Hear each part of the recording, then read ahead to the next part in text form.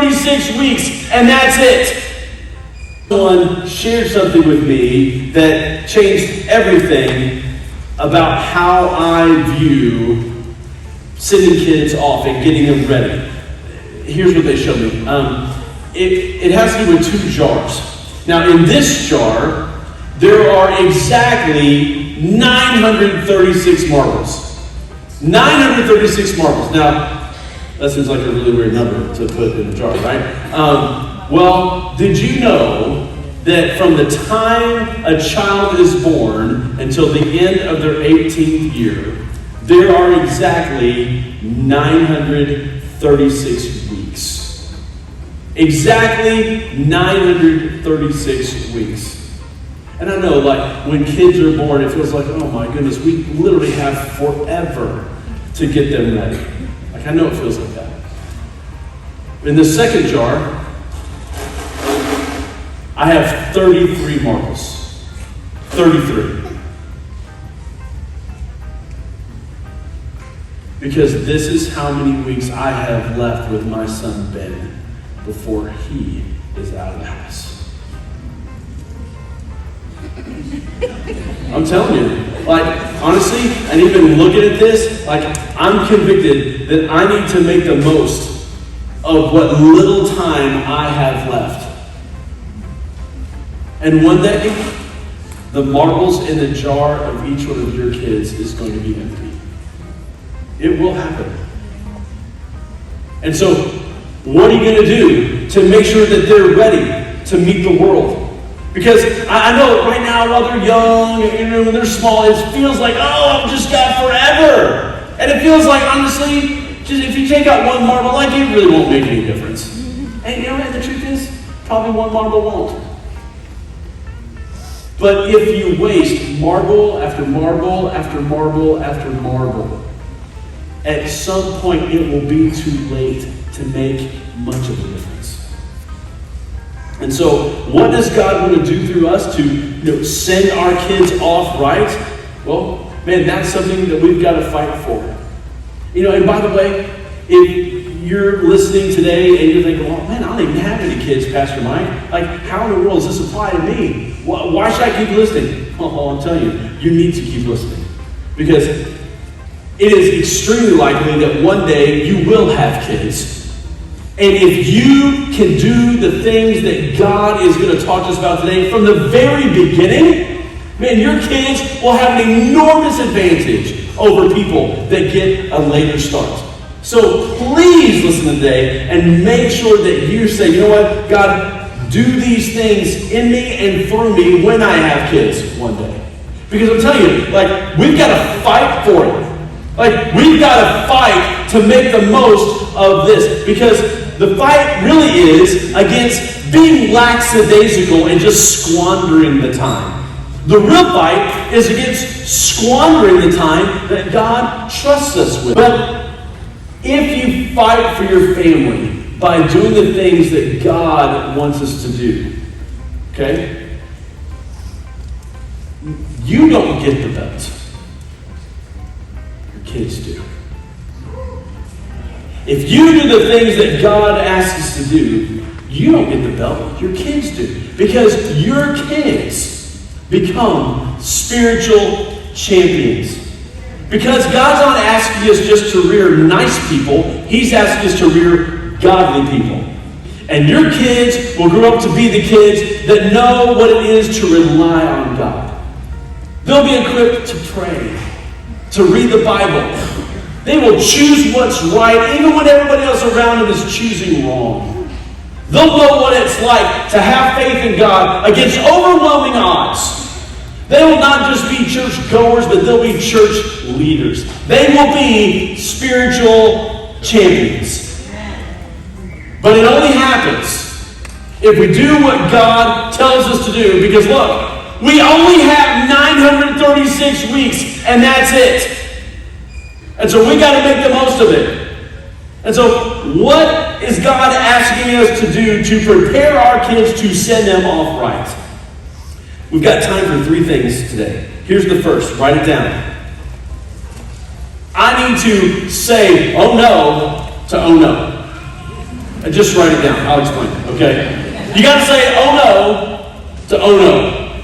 We've been looking at the book of Nehemiah during this entire time. I realized this is probably going to happen. And so, they had been in conflict with Nehemiah. So they sent Nehemiah a message saying, hey, let's meet together to iron out our differences. But it was a ruse. They weren't planning on ironing out their differences with Nehemiah. They were planning on rubbing out Nehemiah. Like they were going to murder him. But they needed to get him away from the city to make it happen. And so, let's read about it. In Nehemiah chapter 6, verses 2 through 4, it says, Sanballat and Geshem sent me this message. Come, let us meet together in one of the villages on the plain of Ono. I want you to underline plain of Ono. Because now, the plains of Ono are about 27 miles northwest of Jerusalem. Listen, plenty far away for Nehemiah to just disappear. But Nehemiah was wise, and he was onto their schemes. He said, but they were scheming to harm me. So I sent messengers to them with this reply. And I want you to underline this. I am carrying on a great project and cannot go down. Underline that. I am carrying on a great project and cannot go down. Why should the work stop while I leave it and go down to you? 4 times, circle 4 times, 4 times they sent me the same message, and, underline the rest of this, each time I gave them the same answer. And the same dilemma faces you. Listen, when it comes to parenting, I'm telling you, there are so many invitations to pull your attention away from the great project of preparing to send your kids off right, to send them off in a godly way. Invitations to consistently work late. Invitations to let somebody else coach the team. Invitations to do something else other than be at church on Sundays or at small group on Wednesdays or during the week.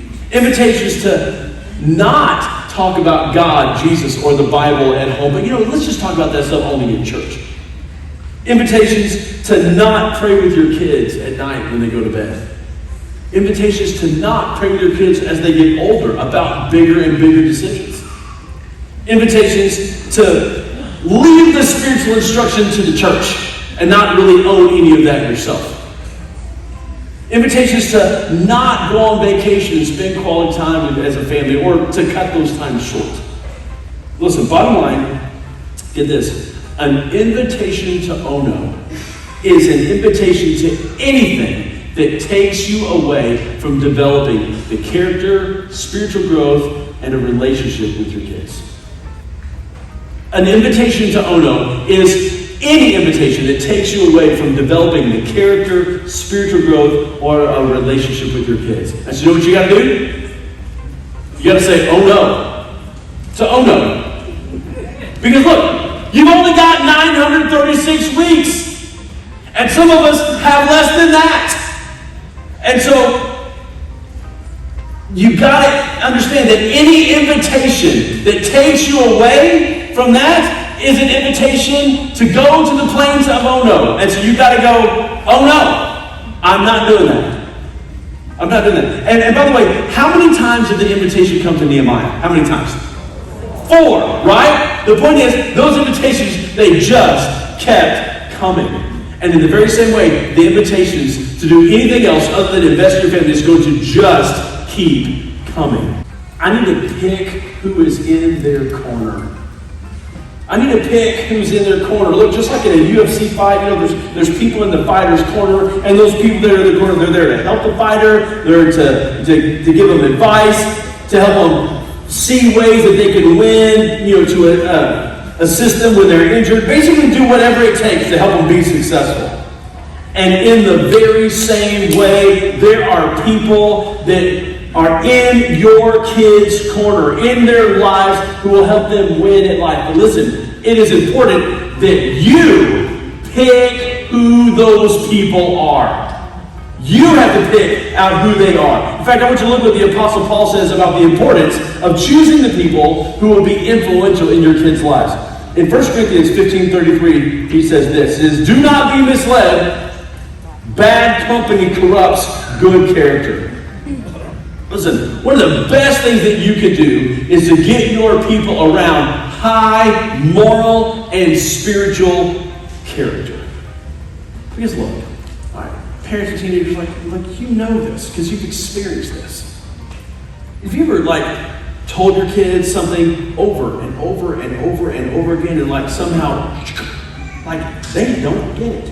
It is not registering, it is not sinking in for whatever reason, it's over their head. And then somebody else comes along, tells them the exact same thing, and it's like, Mom, you're not going to believe what I just heard today. I mean, it's like you discovered the meaning of life, and you're thinking to yourself, I've been saying that for years. Because look, here's the thing. Sometimes they just can't hear it from you. They need other voices in their lives. And so you know what? That's why it's so important that you pick who those voices are. And look, you got to be a little bit sneaky about it, okay? As often as you can, you need to pick who their coaches are. You need to be the one who picks the people that they spend time around. The ones that are adults, the people who are influential in their lives. You need to make sure that they are around other admirable adults. And so it also means you need to pick carefully who your friends are. Because they will influence your kids. And listen, you need to make sure that your kids are places where other admirable adults hang out. Like at church. That's a great place because they need to be at church so that they can go to their Bible studies or their small groups or their camps or retreats. Because look, when they see that in other admirable adults, those people are voices in their lives that they need. Trust that the Lord loves my kids more than I do. Man, I gotta trust that the Lord loves my kids more than I do. Did you know God loves your kids more than you? Look, not just know it, but do you genuinely believe it? It's true. And it's hard to grasp. Look at these passages from the Bible. Look what happens when little kids come up and they surround Jesus, they crowd around him, and the disciples start to shoo them away. In Matthew 19:14, Jesus said, No, let the little children come to me, and do not hinder them. For the kingdom of heaven belongs to such as these. Why did Jesus do that?